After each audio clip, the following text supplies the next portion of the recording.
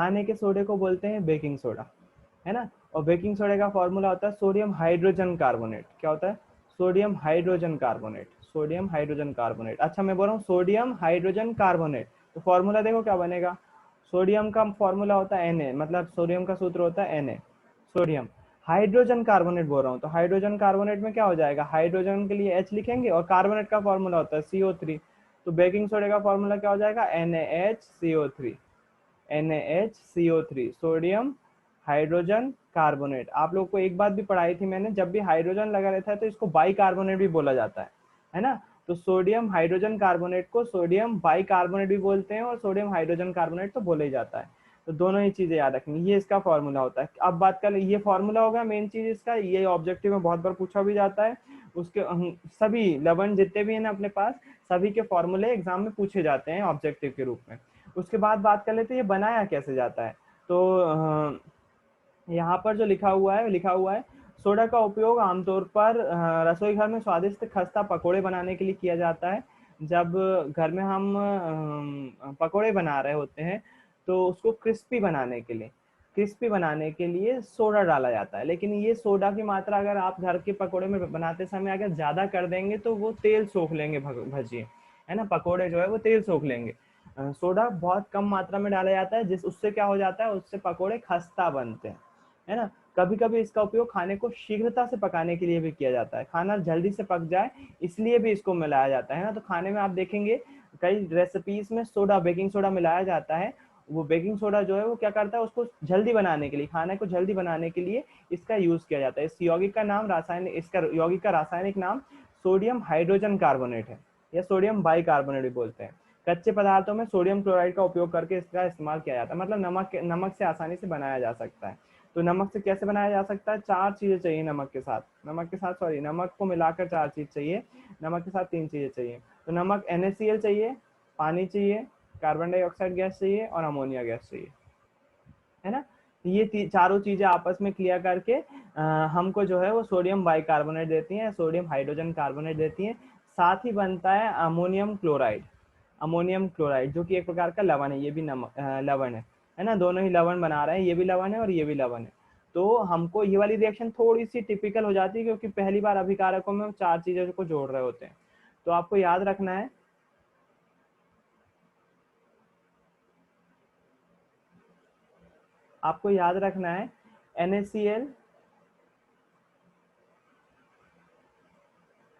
NaCl plus पानी plus CO2 यानी कि carbon dioxide plus ammonia gas, ये चार चीजें मिलाते हैं हम। अमोनिया गैस का फॉर्मूला NH3। ये चार चीजें मिलाते हैं, ये चार चीजें अभिकारक अभिक्रिया करती हैं आपस में। और हमको सबसे पहले तो हमको क्या देती हैं, हमको देती हैं सोडियम बाइकार्बोनेट। तो सोडियम बाइकार्बोनेट का फॉर्मूला होता है NaHCO3। सोडियम बाइकार्बोनेट या सोडियम हाइड्रोजन कार्बोनेट, इसी को बेकिंग सोडा भी बोलते हैं, खाने का सोडा भी बोलते हैं। और बचा क्या क्या देख लेते हैं यहाँ पर। देखो NaHCO3 निकल गया, Na निकल गया, एक H भी निकल गया, CO3 ये भी निकल गया, है ना। बचा क्या क्या है, बचा है NH3 Cl बचा हुआ है और एक H भी बचा हुआ है। एक H निकला ना यहाँ पर, एक H भी बचा हुआ है ना। तो NH4 हो जाएगा, ये NH4 हो जाएगा और Cl हो जाएगा, NH4Cl हो जाएगा। तो जो बचा हुआ है वो लिख देते हैं अपन, NH4Cl। ये क्या हो जाएगा, अमोनियम क्लोराइड। रिएक्शन बैलेंस करने की जरूरत नहीं है, ऑलरेडी बैलेंस है ना। तो कुछ भी टफ नहीं है इसमें, बस याद क्या रखना है, NaCl, पानी, कार्बन डाइऑक्साइड गैस और अमोनिया गैस आपस में क्रिया करके दो चीजें बनाते हैं। पहला सोडियम बाइकार्बोनेट जिसको हम खाने का सोडा भी बोलते हैं, बेकिंग सोडा भी बोलते हैं, जो हम घरों में यूज करते हैं। उसके साथ साथ बनता है अमोनियम क्लोराइड। तो कैसे याद रहेगा क्या बनता है, आपको बेकिंग सोडा का फॉर्मूला याद रहेगा, उसको लिखना, बाकी जो जो बचा हुआ है उसको यहाँ पर लिख देना। तो अमोनियम क्लोराइड का फॉर्मूला आपको याद रखने की जरूरत नहीं पड़ेगी, आसानी से आप बना सकते हो।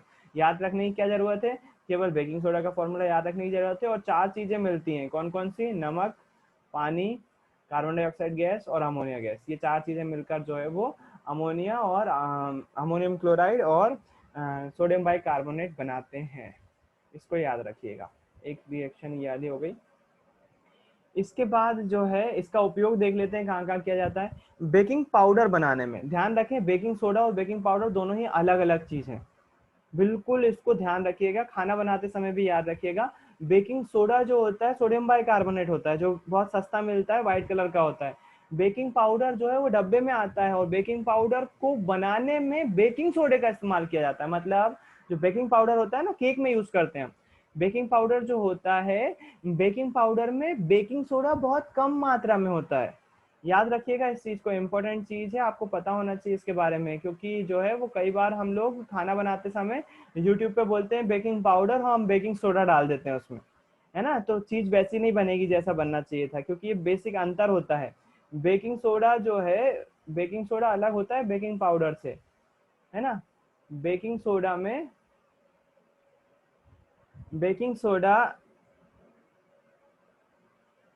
के द्वारा, बेकिंग सोडा के द्वारा बेकिंग पाउडर बनाया जाता है। मतलब बेकिंग पाउडर में थोड़ी सी मात्रा में क्या होता है, बेकिंग सोडा होता है। राइटिंग पे ध्यान मत दीजिएगा। बेकिंग पाउडर में थोड़ी सी मात्रा में बेकिंग सोडा होता है ना। तो याद रखिएगा ये चीज, दोनों ही अलग अलग हैं, बेकिंग सोडा और बेकिंग पाउडर। कई लोगों को नहीं पता होता है और गलती करते हैं, यूट्यूब पे बेकिंग सोडा बोला है, बेकिंग पाउडर आपको याद रखना है खाना बनाते समय, है ना। तो बेकिंग पाउडर में बेकिंग सोडा का इस्तेमाल किया जाता है, एवं टार्टरिक अम्ल जैसा एक मंद खाद्य अम्ल का मिश्रण है। तो बेकिंग पाउडर होता है ना, बेकिंग पाउडर काय काय का मिक्सचर है, एक तो बेकिंग सोडा और दूसरा टार्टरिक अम्ल जैसा। आप पिछली पहले भी बात कर चुके हैं ना, टार्टरी टार्टरी, तो टार्टरी नहीं होता, टार्टरिक अम्ल होता है ना। टार्टरिक अम्ल जैसे मंद खाद्य अम्ल का मिक्सचर है। तो दोनों चीजें होती हैं उसमें, बेकिंग सोडा भी होता है और हल्का सा अम्ल भी होता है, कम कम तीव्र अम्ल होता है उसमें, है ना। जब बेकिंग पाउडर को गर्म किया जाता है या जल में मिलाया जाता है तो निम्न अभिक्रिया होती है। बेकिंग पाउडर को, है ना, बेकिंग सोडा नहीं, बेकिंग पाउडर को, जब बेकिंग पाउडर को हम गर्म करते हैं तो क्या हो जाता है, गर्म करने पर कार्बन डाइऑक्साइड गैस निकलती है, पानी बनता है और अम्ल का सोडियम लवण बनता है। क्यों इन्होंने अम्ल का सोडियम लवण का फॉर्मूला नहीं लिखा, क्योंकि बहुत टिपिकल फॉर्मूला होता है, जिसके कारण से इन्होंने यहाँ पर लिखा नहीं है ना। वो और यहाँ पर डिपेंड करता है हम किस अम्ल से अभिक्रिया करवा रहे हैं। अलग अलग अम्ल से अभिक्रिया करवाने पर अलग अलग सोडियम लवण प्राप्त होते हैं, जिसके कारण से यहाँ पर ऐसा लिखा हुआ है ना। तो यहाँ पर जैसे HCl से क्रिया करवाई तो यहाँ पर NaCl बन जाएगा, H2SO4 से करवाई तो यहाँ सोडियम सल्फेट बन जाएगा, है ना। तो डिपेंड करता है हम अम्ल कौन सा यूज कर रहे हैं। यहाँ पर H+ आयन लिख दिया, केवल अम्ल से क्रिया करवाई।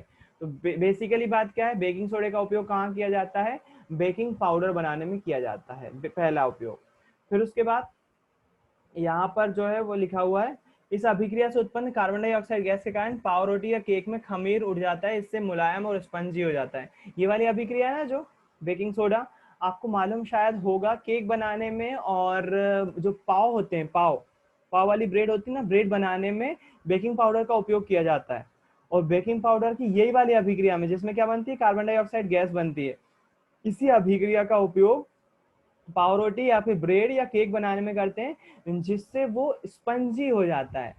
आपने ब्रेड देखी होगी कैसी जाली जाली रहती है, पाव देखे होंगे कैसी जाली जाली रहती है, वो काय के कारण से पॉसिबल हो पाता है, बेकिंग पाउडर के कारण से ही पॉसिबल हो पाता है। बेकिंग पाउडर को गर्म करने पर कार्बन डाइऑक्साइड गैस बनती है, जिससे वो फूल जाती है। फूल जाने पर क्या हो जाती है, कार्बन डाइऑक्साइड गैस तो निकल जाती है, लेकिन वो जो मैदा होता है वो स्पंजी हो जाता है, जिससे ब्रेड या पाव जो है वो स्पंजी दिखाई देते हैं हमको। उसके बाद सोडियम हाइड्रोजन कार्बोनेट या फिर बेकिंग सोडे का इस्तेमाल एंटा एसिड के रूप में भी किया जाता है। क्षारीय होने के कारण से पेट में अम्ल की अधिकता को उदासीन करके राहत पहुंचाता है। तो जो खाने का सोडा होता है उसका उपयोग हम एसिडिटी को दूर करने के लिए भी कर सकते हैं। थोड़ी सी मात्रा में सोडा ले लेते हैं यदि हम, तो हमारी एसिडिटी दूर हो जाएगी। जैसे उदाहरण के लिए यदि हमको एसिडिटी हो रही है, अगर हम कोल्ड ड्रिंक पी लेते हैं तो कोल्ड ड्रिंक में भी सोडा होता है, बहुत हद तक कार्बोनेटेड वाटर होता है, वो क्षारी होता है, उसका प्रकृति क्षारी होती है, तो उसके कारण से भी एसिडिटी दूर हो सकती है। इसका उपयोग सोडा अम्ल अग्निशमक में भी किया जाता है। तो सोडा और अम्ल की क्रिया करवाते हैं तो कार्बन डाइऑक्साइड गैस निकलती है ना। कार्बन डाइऑक्साइड गैस का उपयोग जो है वो हम आग बुझाने में कर सकते हैं। तो कार्बन डाइऑक्साइड गैस क्या करती है, आग बुझाने का काम करती है, जबकि ऑक्सीजन आग लगाने का काम करती है। ऑक्सीजन के कारण से आग और ज्यादा बढ़ जाती है, जबकि कार्बन डाइऑक्साइड गैस से आग बुझ जाती है। तो खाने के सोडे के 3 उपयोग याद रखोगे। पहला, बेकिंग सोडा बनाने में, और बेकिंग सोडा में क्या क्या होता है, बेकिंग पाउडर होता है और एक टार्टरिक अम्ल जैसा मंद अम्ल भी होता है, दो चीजों का मिक्सचर होता है बेकिंग पाउडर। पहला उपयोग वो याद रखोगे। दूसरा, इसका उपयोग एंटी एसिड के रूप में भी किया जाता है, क्योंकि इसकी प्रकृति क्षारीय होती है, इसलिए ये क्या कर देता है, पेट की अम्लता को कम कर देता है, पेट की एसिडिटी को कम कर देता है। और तीसरा, इसका उपयोग सोडा अम्ल अग्निशामक में भी किया जाता है। अग्निशामक मतलब फायर एक्सटिंग्विशर, जिसको आग बुझाने के लिए वो रेड वाले अपने स्कूल में लगे हुए ना, हालांकि उसमें नहीं है, उसमें ऐसा उपयोग नहीं किया जाता, उसमें पाउडर, ड्राई पाउडर यूज किया जाता है, वो अलग केमिकल है ना। लेकिन उसी इस तरह से हम बना सकते हैं सोडा अम्ल अग्निशमक बना सकते हैं। किसकी मदद से? बेकिंग सोडा की मदद से हम बना सकते हैं। बेकिंग सोडा की अभिक्रिया जब भी हम किसी अम्ल से करवाएंगे, कार्बन डाइऑक्साइड गैस बनेगी, और वो कार्बन डाइऑक्साइड गैस का उपयोग हम चीजों को बुझाने के लिए कर सकते हैं, आग को बुझाने के लिए कर सकते हैं। तो ये था आपका खाने का सोडा। आखिरी है धोने का सोडा, या फिर इसको धावन सोडा बोलते हैं। ये वो वाला धोना नहीं, कपड़े धोने का सोडा है ना। कपड़े धोने का सोडा यानी कि जो आपका जो पाउडर होता है, किस क्या बोलते हैं उसको, डिटर्जेंट पाउडर, जो कपड़े धोते हैं ना, वो सोडे का फॉर्मूला क्या होता है और उसको कैसे बनाया जाता है। तो उसका फॉर्मूला होता है Na2CO3.10H2। इसको याद रखेंगे आप, ये वाला सबसे लंबा फॉर्मूला अभी तक पढ़े हुए लवणों में से। Na2CO3 सोडियम कार्बोनेट हो गया, Na2CO3 सोडियम कार्बोनेट हो गया, और साथ में लगा हुआ है 10H2, 10H2 मतलब पानी के अणु कितने यहाँ पर, 10 पानी के अणु है ना। तो धावन सोडा ये बनता है। और इसको बनाने का, अगर इसका फॉर्मूला याद हो गया ना, तो इसको बनाने का जो रिएक्शन है वो भी बहुत इजी है, कुछ भी उसमें टफ नहीं है। देखो क्या किया हुआ है, Na2CO3 सोडियम कार्बोनेट लिया, उसमें पानी की क्रिया करवा दी, पानी की क्रिया करवा दी, वो भी कितने पानी के अणु लिए, 10 लिए, है ना। तो यहाँ पर क्या बन गया, Na2CO3.10H2। बिल्कुल इजी सी रिएक्शन है, कुछ भी टफ नहीं है इसमें, कुछ भी टफ नहीं है ना। क्या करना है हमको, कुछ नहीं करना है, हमको जो है इसका फॉर्मूला याद रखना है। सोडियम कार्बोनेट की क्रिया किससे करवा देना है, सोडियम कार्बोनेट मतलब Na2CO3, सोडियम कार्बोनेट की क्रिया आपको पानी से के 10 अणुओं से करवा देना है, बस कुछ भी नहीं करना है। और 10 अणु मतलब 10H2O, इन दोनों की अभिक्रिया करवाएंगे तो बस इन दोनों को जोड़ के लिख दो, यही धावन सोडा है। Na2CO3.10H2। ये वाली रिएक्शन नाम जितना बड़ा है ना सोडियम कार्बोनेट का, उतना ही ज्यादा जो है इसका बनाने की विधि है, उतनी ज्यादा आसान उसकी बनाने की विधि है। तो आपको जो नाम याद रखना है, बस उसको क्या कर देना है, दो भाग में तोड़ देना है, सोडियम कार्बोनेट और 10 अणु पानी के, और इस साइड क्या लिख देना है, दोनों को जोड़ के लिख देना है। तो इजी सी रिएक्शन है, कुछ भी टफ नहीं है इसमें। तो ये बन जाता है धावन सोडा, है ना। धावन सोडे को यदि यहाँ पर देखिए, यहाँ पर एक अगले अगले टॉपिक का शुरुआत कर रहे हैं, वो इसी से जोड़कर लिख रहे हैं। यहाँ पर बोल रहे हैं 10H2O का क्या मतलब है, 10H2O यहाँ पर बीच में कैसे जोड़ दिया आपने, है ना।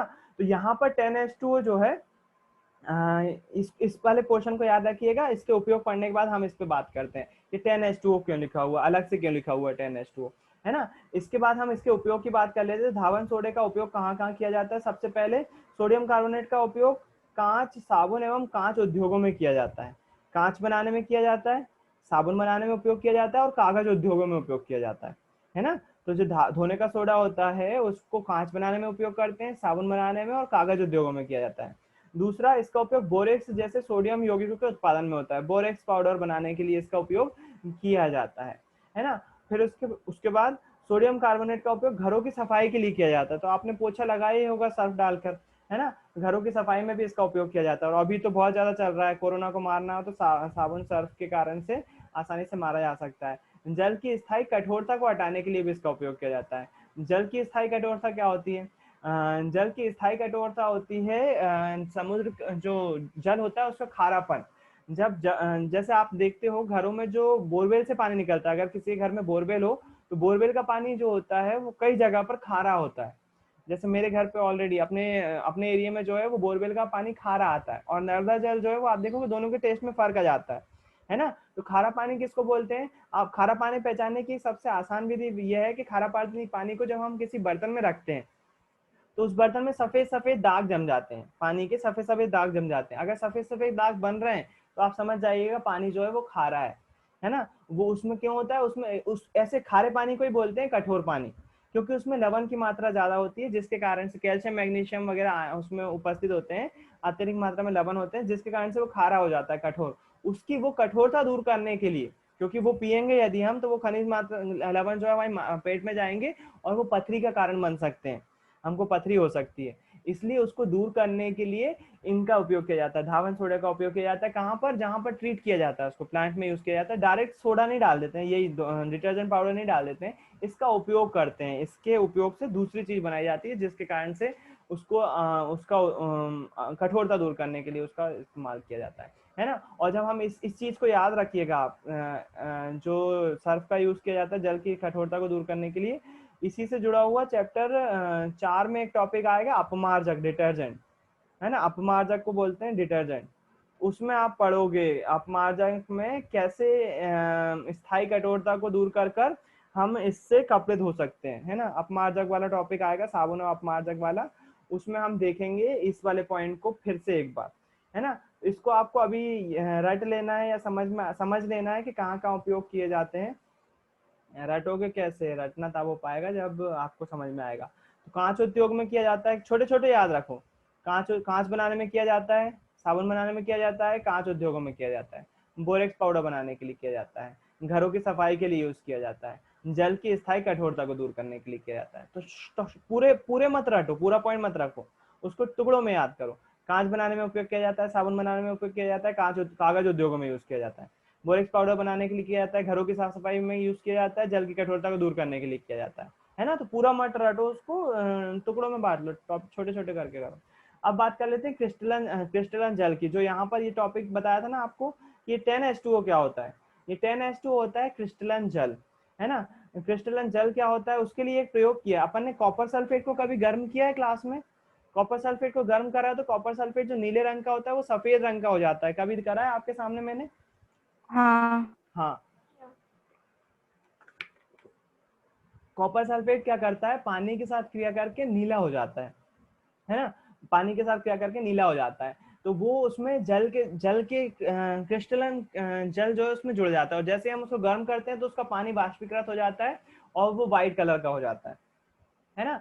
इसको बोलते हैं, यहाँ पर देखो, लवण के एक सूत्र इकाई में जल के निश्चित अणुओं की संख्या को क्या बोलते हैं, क्रिस्टलन जल बोलते हैं। ये जो डेफिनेशन लिखी हुई है ना, ऑब्जेक्टिव में पूछी जा चुकी है।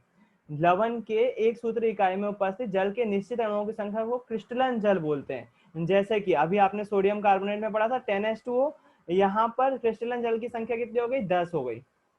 10, ये क्या है, क्रिस्टलन जल है ना। यहाँ पर कॉपर सल्फेट में कितनी रहती है, 5H2O रहती है, और जब गर्म करते हैं तो ये H2O गायब हो जाता है, केवल CuSO4 बचता है, कॉपर सल्फेट बचता है ना। इसको बोलते हैं क्रिस्टलन जल। लवण के साथ जो जल उपस्थित रहता है उसको बोलते हैं क्रिस्टलन जल, है ना। और निश्चित अणु होते हैं, निश्चित संख्या होती है, जैसे यहाँ पर 10H2O है और यहाँ पर 5H2O, तो कॉपर सल्फेट के साथ पांच पानी के अणु रहते हैं, और सोडियम कार्बोनेट जिसको हम धावन सोडा भी बोलते हैं उसके साथ 10 पानी के अणु रहते हैं, है ना। अब यहाँ पर एक आखिरी टॉपिक बचा हुआ, प्लास्टर ऑफ पेरिस, है ना, जो कि जिप्सम से प्राप्त होता है।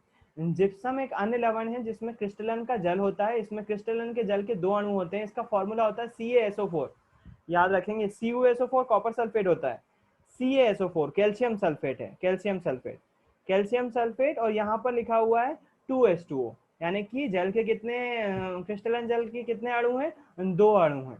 तो ये क्रिस्टलन जल केवल इससे पढ़ाने के लिए आपको जोड़ा गया है इस टॉपिक, है ना।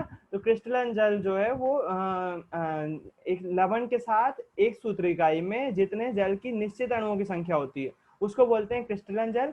जैसे कॉपर सल्फेट के साथ 5H2O होते हैं, सोडियम कार्बोनेट यानी कि धावन सोडा के साथ 10H2O होते हैं, और कैल्शियम सल्फेट के साथ 2 होते हैं। कैल्शियम सल्फेट, और ये जो फॉर्मूला है, कैल्शियम सल्फेट का जलीय अणु क्या कहलाता है, जिप्सम कहलाता है। और जिप्सम के द्वारा ही, याद रखिएगा, जिप्सम के द्वारा ही क्या बनता है, प्लास्टर ऑफ पेरिस बनता है, जिसको आप नॉर्मली POP के माध्यम से जानते हो, POP के माध्यम से जानते हो, प्लास्टर ऑफ पेरिस, है ना। तो प्लास्टर ऑफ पेरिस जो है नाम से सिद्ध हो रहा है, पेरिस का नाम आ रहा है ना, पेरिस में खोजा गया था, इसलिए इसको प्लास्टर ऑफ पेरिस भी बोलते हैं। जिप्सम को हम जैसे गर्म करते हैं, थोड़ा सा गर्म करते हैं, पूरा गर्म नहीं करते, थोड़ा सा गर्म करते हैं और इसमें से जल के जो है वो 1.5 अणु निकल जाता है, 2 में से 1.5 भाग निकल जाता है, 2 में से 1.5 भाग निकल जाता है, बचा कितना रह जाता है, केवल आधा अणु, केवल थोड़ा सा पानी रह जाता है, तो वो बन जाता है calcium sulphate hemihydrate. Calcium sulphate hemihydrate, जिसको हम बोलते हैं अर्धहाइड्रेट भी बोल सकते हैं आप उसको, अर्धहाइड्रेट मत याद रखिएगा, कैल्शियम सल्फेट हेमीहाइड्रेट, और उसी को हम बोलते हैं प्लास्टर ऑफ पेरिस। यानी कि प्लास्टर ऑफ पेरिस का नाम क्या है, प्लास्टर ऑफ पेरिस का नाम है calcium sulphate hemihydrate. Calcium sulphate hemihydrate कैसे बनता है, जिप्सम को गर्म कर देते हैं तो जल के 2 अणु जो क्रिस्टलन जल थे उसमें से 1.5 अणु जल का निकल जाता है और केवल आधा अणु बचता है, जल का आधा अणु बचता है, जिससे बनता है कैल्शियम सल्फेट हेमीहाइड्रेट। उसे ही हम क्या बोलते हैं, पीओपी बोलते हैं, उसे ही हम क्या बोलते हैं, पीओपी। तो पीओपी कैसे बनता है, जिप्सम को गर्म करने पर जल के क्रिस्टलन जल के अणुओं को वो खो देता है और केवल कितने बचते हैं, आधा अणु बचता है, जिससे क्या बनता है, पीओपी बनता है, कैल्शियम सल्फेट हेमीहाइड्रेट बनता है, जिसे हम पीओपी के नाम से जानते हैं, है ना। और इसका उपयोग कहाँ किया जाता है, मूर्ति बनाने में किया जाता है, हड्डी जब टूट जाती है तो प्लास्टर चढ़ाने के लिए किया जाता है इसी पीओपी का उपयोग, है ना। और इसकी मूर्तियां बनती हैं, घरों की डिजाइन भी बनाई जाती हैं। तो ये यहाँ पर फॉर्मूला लिखा हुआ है CaSO4। हाँ, अब इसके बाद जो है वो अगला फॉर्म लिखा हुआ है इसका, जिसके बारे में हम पीओपी के बारे में थोड़ी सी चर्चा, थोड़ा सा बात और करूंगा मैं, अभी टाइम नहीं है तो उसकी बात कल करेंगे, है ना। तो कल आपका चैप्टर खत्म हो जाएगा और क्वेश्चन आंसर शुरू हो जाएंगे। आज के लिए इतना ही रखते हैं, बाकी फिर कल मिलेंगे, है ना। पीओपी अभी थोड़ा सा बचा हुआ है, कल फिर बताऊंगा पीओपी के बारे में कुछ रिएक्शन।